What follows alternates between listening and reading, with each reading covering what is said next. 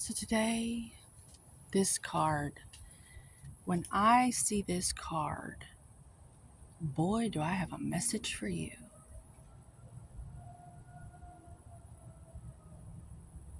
Yeah. I don't know if you heard that, the sirens.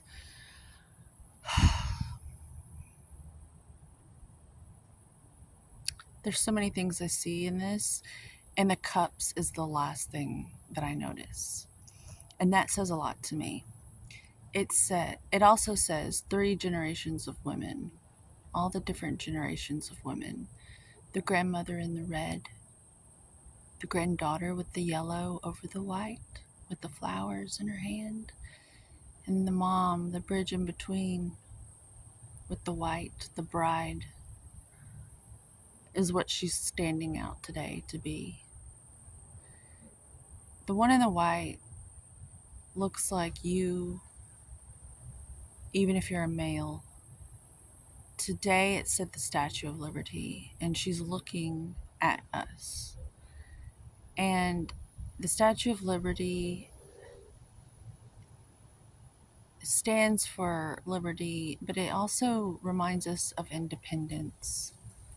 And I think a lot of us right now, that's our mission, is how to become independent so that we can, because we all have this vision of a better world, better conditions, better treatment.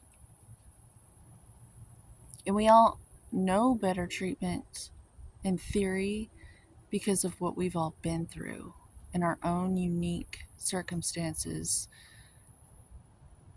from the generational ailments that haunt us all, that many of us have incarnated as a response to nature itself. Necessity is the mother of invention. And so when there's crises, it's almost like a prayer to these energies of the universe that respond. And that is most of us that choose to answer the call. As I know you are answering the call in your own way. You see a vision of what can be improved upon. It's in our DNA. It goes back to the very beginning of time, as far as we're concerned. And we all just want to be able to hoist our cups up. And this speaks to me about the long cycles of time and how, for an age, some call it the Kali Yuga cycle, but there's these grand cycles of time where we take turns. The genders, the energetic genders take turns. The patriarchy, the matriarchy.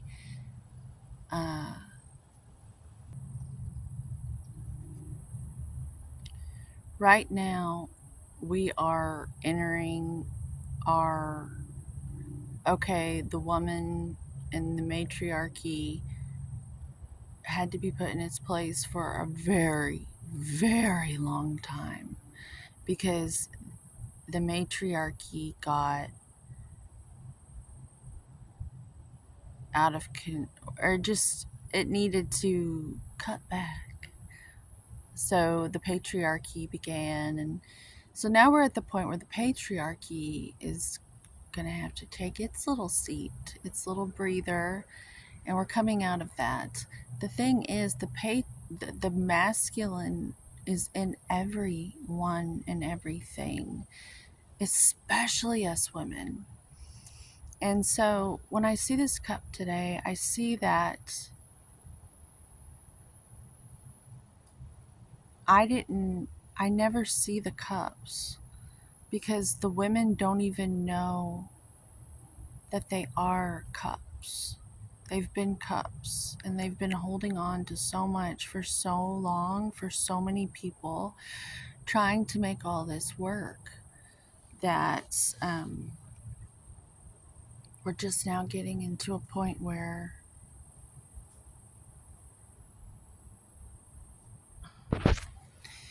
if you'll notice, the one in the red, which stands for the grandmother, she doesn't have anything in her left hand. This card is flipped because it's on the cell phone, but that is her left hand that's hanging. There's nothing there because they didn't, they kind of broke her generation like a dog, her will, um, so that she would be subservient like a dog or a horse in the ways of the feminine, to where she'd just do what she was told and wouldn't ask any questions. And so, out of desperation and sadness and depression, in her cells, in her heart, and everything, in moments of her alone time that she never probably spoke on, women all over the world during this generation had babies.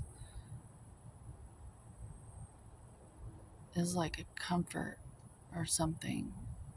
They just wanted somebody to love. And so you have the woman in the white, the daughter, and she was raised by the woman who didn't have anything to give her. And by anything, I mean emotional support. The way women are truly gifted, and where we are the best, that's just the best place for our natural abilities to be moral support and cheerleaders, because energy is priceless. People hire Anthony Robbins and people like him for, you know, that's all I have to say. And that makes a huge, significant impact.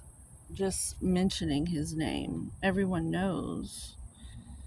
Um, it's because he's got good energy and they go listen to him talk. Well, he's got good feminine, these are feminine things. In the ideal household, that's what the woman would be doing. She would be keeping the emotional realms of the house safe, like a security detail in those realms, in the emotional realms of the home. That way we can raise families to be emotionally safe. Well, when we break women like dogs and we get them to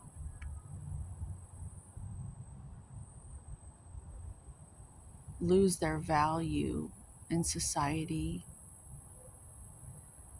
to where they'll do anything to not get raped, they'll do anything to earn their keep, basically, which is not have integrity and go along with every whim of the male, because the male is God, basically. Uh, basically, it's in the Bible. God's a man. Don't even question it. Well,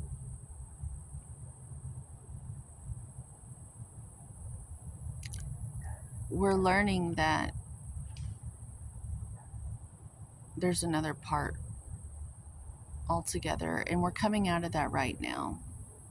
And that's what she stands for today, because like I said, the Statue of Liberty, I'm getting like a feeling of independence in the men and women today, the feminine within us all. We're looking for independence to create this vision we see of better conditions in these emotional realms that none of us have been trained in, because the generation before was broken of that spirit just to get the job done. And, it was probably out of love most of the time and fear because of love and the lack of it. That, that generation didn't have their needs met emotionally. And so they had this generation. And then the grandchildren, I see the gift of this generation is they're naturally happy with the yellow, joyful shoes. The colors speak to me. Yellow is joy, red is Mars and kind of like war and energy and such. So that's where this red and the lack and kind of like militant upbringing in terms of don't feel anything, lock it away. And then they have children. And then these children are like in the ocean without driftwood, flailing around emotionally, having to fend for themselves.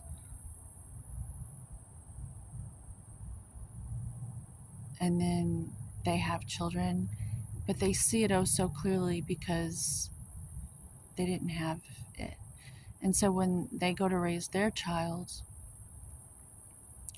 oftentimes these children are reincarnated from the casualties of this generation because a lot of people were unalived by the sheer morale, the will to live was taken from the individuals to where they didn't want to live anymore. And so a lot of them manifested illnesses, uh, or just there's so many ways you can make your exit. Uh, but these grandchildren are coming in with heavy spiritual awareness because I see the blue shoes and I see that they are pure underneath, but they're learning how to wear this yellow garment of joy to help these folks that are still around transition in a very healing way. It's fulfilling the needs of that generation. They're kind of getting like a do-over with the grandchildren because it was really hard on them to give something that they simply did not have to their own children.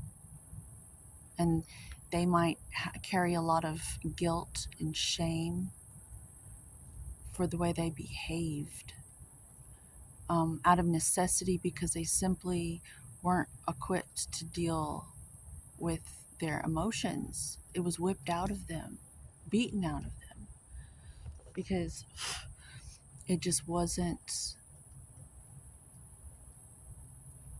it was really hard on that generation because the generation before came from people from the Great Depression, and they were called the silent generation before this generation, and they really compartmentalized their emotions, and they simply just were not allowed to feel at all. But what lurks beneath the surface often comes out when you think nobody's watching. And so this generation was stuck with the silent generation parents behind closed doors, and they weren't so silent. These kids were like sacrifices in a way because they were like these empty vessels for all the dissatisfaction and fury and irritability of the silent generation that wasn't so silent behind closed doors. They had these low-hanging fruit children to dump it into. And that's just what they had to do. We don't blame them at all. Oftentimes, these are really good people that we actually respect a great deal, uh, because they had their own battle in this great cycle. They served what they could. They took care of what they could. They bailed out the consciousness in the way that they could, and they helped consciousness evolve in the way they could with what they had available. And consciousness is completely unfolding like a flower, and this is just, there's no judgment here, there's no blame. And that's another thing. Us women have to come together, because in order to be responsible and mature and wise, we realize that there isn't anyone to point the finger at. Oftentimes we want to be able to go after someone, to get a recovery, like when you sue someone and you get, you know, they pay you if you win the case. And you can't, I guess spiritually you get some credit there. But, ouch. The point is, when you become wise, there's no finger to point but at yourself, and to take responsibility for your own part in the story. So that is us women. We're going to have to unite, all of us women, and we're going to have to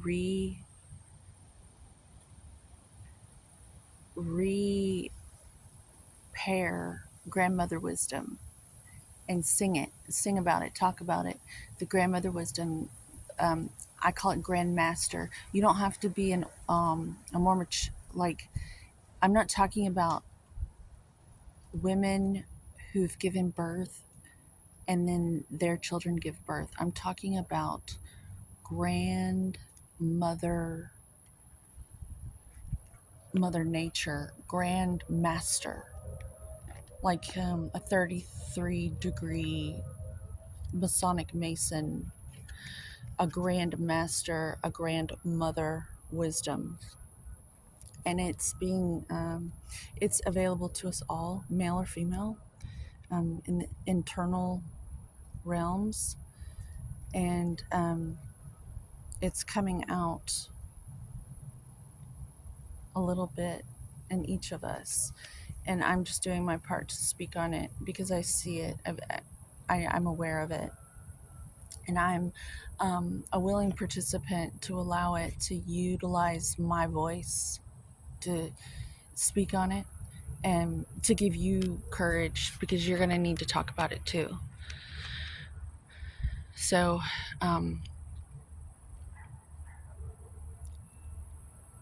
we're so busy with all the work we have to do that we may not see the cups in this picture, because there's just so much work to do, so many distractions. But I assure you that you have a cup, and that you actually are a golden chalice. A vessel for the Holy Spirit, a complete spirit,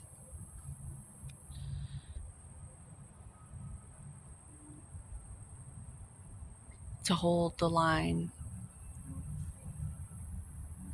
of energy, the bloodline, to hold the line. So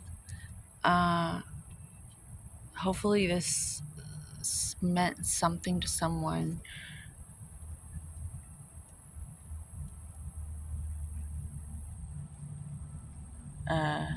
Yeah. To independence and better conditions in the emotional realms. And yeah. Homeostasis for you, homeostasis for me, homeostasis for us all, and thus vitality for everyone, because it's just our birthrights. It's your birthright, it's my birthright. Have a good day.